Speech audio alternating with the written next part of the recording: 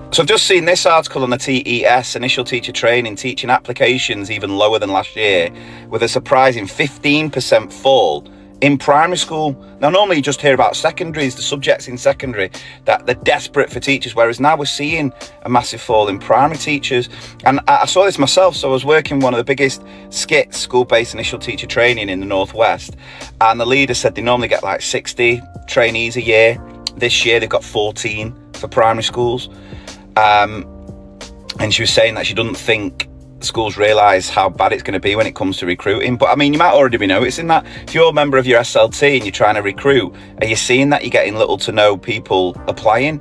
And I was thinking, what is it? Because I would always say people don't realise how bad, how tough, how hard it is in teaching until you're in working education. But it seems now that that's happening. People aren't even coming into the job before they realise. So is it that because you're realising, you're hearing stories, you might even speak to teachers and they're sort of telling you how stressful, how hard it is?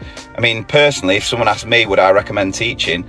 Well, yeah, I love teaching, but our education system's broken. I hate our education system.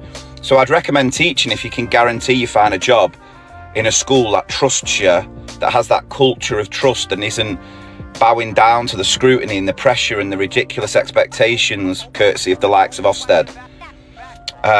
Would I recommend it as much as I did do when I first started teaching? Probably not. What else could it be? Because during the pandemic, recruitment numbers actually went up a little bit. I think people realised it's a secure job. Drop-off rate was ridiculous off the back of that, by the way. And now people aren't even coming into the job. So is it that? Is it the strikes about pay? Is it maybe the workplace environment in other jobs? Post-pandemic, there's more flexibility as far as working from home. Some companies are doing 4-day weeks, that sort of thing. So I'm really interested, if you're was someone who was considering going into teaching and you've decided not to, you're one of these numbers here, what was the reason for it? What sort of stops you? Because I want to try and help with this. How can we address it so that, it should be, as I always say, the best job in the world. And in some ways it can be. But obviously our education system needs a complete overhaul. Ofsted need to deep dive into a bin. We obviously need better leaders in the government. But I'm just seeing if there's anything I can help with as well. So do let me know in the comments as to why, if you were someone, or even if you know of someone, what was the reason for it?